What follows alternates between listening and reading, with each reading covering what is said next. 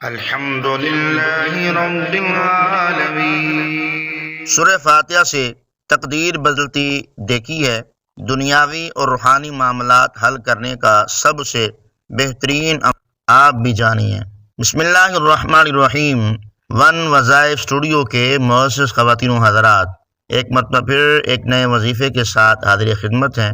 دعا ہے اللہ کریم آپ سب کو دین و دنیا کی بھلائی نصیب فرمائے۔ انسان جب بیماریوں سے عاجز آ جاتا ہے تو ڈاکٹر بھی اسے روحانی علاج کا مشورہ دیتے ہیں۔ اب تو بہت سے ہسپتالوں میں قرآن تھراپی شروع ہو چکی ہے۔ کئی بار لوگوں کو اللہ پاک کے کلام سے شفا پاتے دیکھا بھی ہے اور سنا بھی ہے، اور جن کا اب عقیدہ ہے کہ جو کام ادویات نہیں کر سکتی وہ اللہ پاک کا کلام سب سے بہتر کرتا ہے، اور یہ سب سے بہترین اور افضل علاج ہے جس میں شفا کاملہ موجود ہے۔ پچھلے دنوں ایک صاحب جو سرکاری ادارے میں اچھی پوسٹ پر ہیں، ان کا کہنا ہے کہ جسمانی طور پر نقاہت اور بے چینی بہت ہونے لگی، تھکن ہر وقت سر پر سوار رہتی، جبکہ دفتر کا کام اتنا حساس ہے کہ اس میں غفلت کی کوئی گنجائش نہیں۔ انہوں نے اس کا علاج سورہ فاتحہ سے کیا۔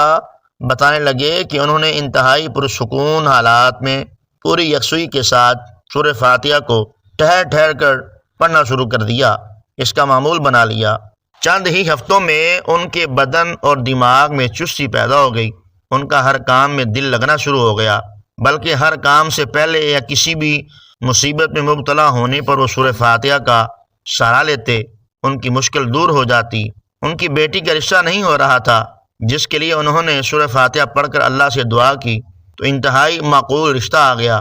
ان کا ایمان ہے کہ سورہ فاتحہ کی برکت سے ان کی زندگی بدل گئی۔ اس میں کوئی بھی شک نہیں ہے کہ سورہ فاتحہ کی برکات و فیوز سے بے شمار لوگ مستفید ہو رہے ہیں اور قیامت تک ہوتے رہیں گے۔ سورہ فاتحہ سے شفا کے بارے میں صحیح بخاری میں ایک جامع حدیث موجود ہے جو یوں بیان کی گئی ہے۔ مجھ سے محمد بن مثنى نے بیان کیا، کہا ہم سے وہب بن جریر نے بیان کیا، کہا ہم سے حشام بن حسام نے بیان کیا، ان سے محمد بن سرین نے بیان کیا، ان سے معبد بن سرین نے بیان کیا، اور ان سے حضرت ابو سعید خدری رضی اللہ تعالی عنہ نے بیان کیا۔ ہم ایک فوجی سفر میں تھے، رات ہو گئی، ہم نے ایک قبیلے کے نزدیک پڑاؤ کیا، پھر ایک لونڈی آئی اور کہا کہ قبیلے کے سردار کو بچھو نے کاٹ لیا ہے اور ہمارے قبیلے کے مرد موجود نہیں ہے، کیا تم میں کوئی بچھو کا جھاڑ پھونک کرنے والا ہے، یعنی منتر پڑھنے والا ہے؟ تو ایک صحابی خود حضرت ابو سعید خدری رضی اللہ تعالی عنہ کے ساتھ کھڑے ہو گئے کہ ہم کو معلوم تھا کہ وہ جھاڑ پھونک نہیں جانتے، لیکن انہوں نے قبیلے کے سردار کو جھاڑ پھونک کیا تو اس سے وہ صحتیاب ہو گیا۔ اس نے اس کے شکرانے میں 30 بکریاں دینے کا حکم دیا اور ہمیں دودھ بھی پلایا۔ جب وہ جھاڑ پھونک کر واپس آئے تو ہم نے ان سے پوچھا، کیا تم واقعی کوئی منتر جانتے ہو؟ تو انہوں نے کہا نہیں، اللہ یعنی اللہ کی قسم میں نہیں جانتا، بس میں تو سورہ فاتحہ پڑھ کر اس پر دم کر دیا تھا۔ ہم نے کہا اچھا، جب تک ہم رسول اللہ صلی اللہ علیہ وسلم سے اس متعلق پوچھ نہ لیں تو ان بکریوں کے بارے میں اپنی رائے قائم نہ کرنا۔ چنانچہ ہم مدینہ پہنچ کر نبی اکرم نور مجسم صلی اللہ علیہ وسلم سے وہ واقعہ ذکر کیا۔ آپ صلی اللہ علیہ وسلم فرمایا انہوں نے کیسا جھاڑ پھونک کیا؟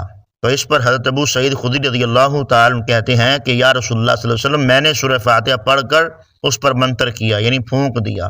تو نبی پاک صلی اللہ علیہ وسلم فرمایا، کیا تم جانتے ہو کہ سورہ فاتحہ کا دوسرا نام شفا دینے والی سورت ہے؟ نماز میں سورت کی قرات فرض ہے اور یہ اس کا ضروری رکن ہے جس کے ترک سے نماز باطل ہو جاتی ہے۔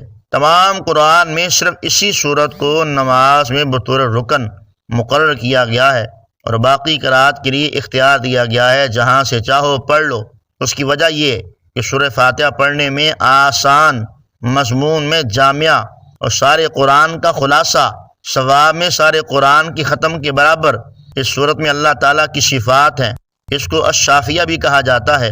حدیث مبارکہ میں نبی اکرم نور مجسم صلی اللہ علیہ وسلم فرمایا سورہ فاتحہ ہر بیماری کے لیے شفا ہے۔ نبی پاک صلی اللہ علیہ وسلم کے عہد مبارک میں ایک موقع پر ایک صحابی کو ایک سانپ نے ڈس لیا تو اس پر کسی دوسرے صحابی نے سورہ فاتحہ پڑھ کر دم کیا تو اسے شفا ہو گئی۔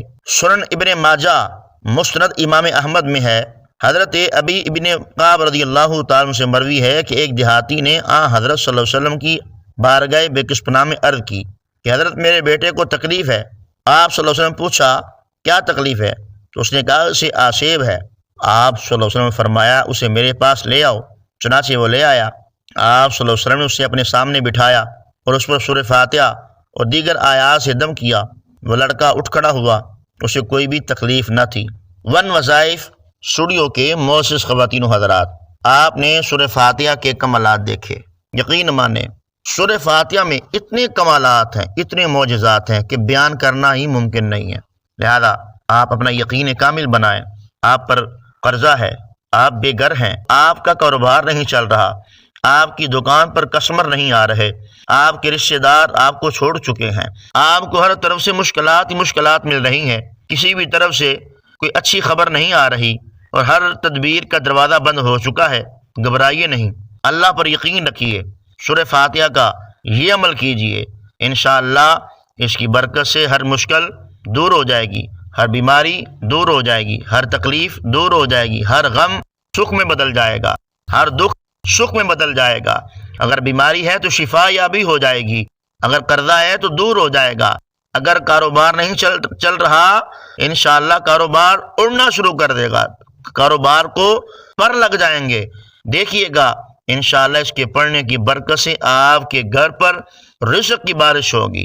کیوں نہ ہو، اللہ کے رسول صلی اللہ علیہ وسلم نے قسم اٹھا کے فرمایا کہ جس جگہ پر سورہ فاتحہ کے ذریعے اللہ سے سوال کیا جائے گا، اللہ پاک وہ سوال پورا فرما دے گا۔ تو اس لیے ون وظائف اسٹوڈیو کے معزز خواتین و حضرات، وظیفہ شروع کرنے سے پہلے آپ سے گزارش ہے، جو ہمارے چینل پر نئے تشریف لائیں سے گزارش ہے ہمارے چینل کو سبسکرائب کریں، بیل آئیکن کو پریس کریں تاکہ ہماری ہر آنے والی اچھی مزید اس طرح کی ویڈیو آپ تک بآسانی پہنچ سکیں۔ وظیفہ یہ ہے کہ سورہ فاتحہ شریف آپ نے 41 مرتبہ پڑھنی ہے۔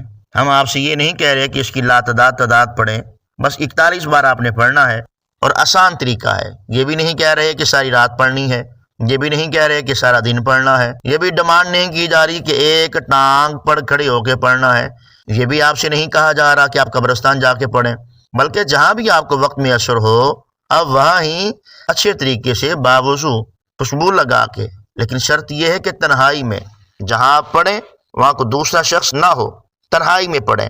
41 مرتبہ پڑھنی ہے۔ پڑھنے کا انداز یہ ہے کہ آپ نے جب پڑھنا ہے بسم اللہ الرحمن الرحیم، رحیم کے میم کو زیر دے کے الحمد کے لام سے ملانا ہے، اس طرح بسم اللہ الرحمن الرحیم الحمدللہ رب العالمین۔ پھر سماعت فرمائے بسم اللہ الرحمن الرحیم الحمدللہ رب العالمین، میم زیر لام مل۔ 41 بار اس طرح پڑھنا ہے۔ اول و آخر 11 بار کوئی سا بھی درود پاک پڑھ سکتے ہیں۔ بہترین وقت فجر کی سنتوں کے بعد اور فرض سے پہلے ہے، لیکن آپ کو جب آسانی ہو، ظہر کے بعد، عصر کے بعد، مغرب کے بعد، عشاء کے بعد یا تہجد کے وقت میں آپ اس کو پڑھ سکتے ہیں۔ انشاءاللہ تعالیٰ دیکھیے گا چند ہی دنوں کے اندر آپ کی مشکلات دور ہونا شروع ہو جائیں گی، پریشانیاں دور ہونا شروع ہو جائیں گی، بیماریوں کو افاقہ ملنا شروع ہو جائے گا، انشاءاللہ تعالیٰ قرضے دور ہو جائیں گے، گھر امن کا گہوارہ بن جائے گا۔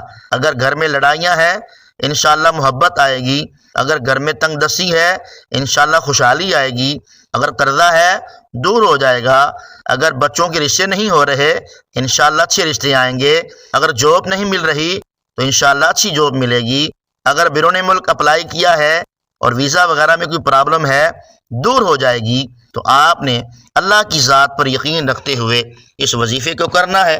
یہ وظیفہ بڑا ہی لاجواب پاورفل وظیفہ ہے، اس کو کرنے والا اللہ تبارک و تعالیٰ کی بارگاہ میں مقبول بندہ بھی بن جاتا ہے۔ ون وظائف اسٹوڈیو کے معزز خواتین و حضرات، ہمیشہ کی طرح جو ہم نصیحت کرتے ہیں آج بھی وہی نصیحت ہے۔ نصیحت یہ ہے ہمیشہ جوڑنے کی کوشش کیجئے، توڑنے کی نہیں۔ دنیا میں سوئی بن کے رہیے، کینچی بن کر نہیں، کیونکہ سوئی 2 کو 1 کر دیتی ہے اور کینچی 1 کو 2 کر دیتی ہے۔ دیکھتے رہیے ون وظائف اسٹوڈیو چینل۔ جزاکم اللہ خیرہ۔ الحمد للہ رب العالمین۔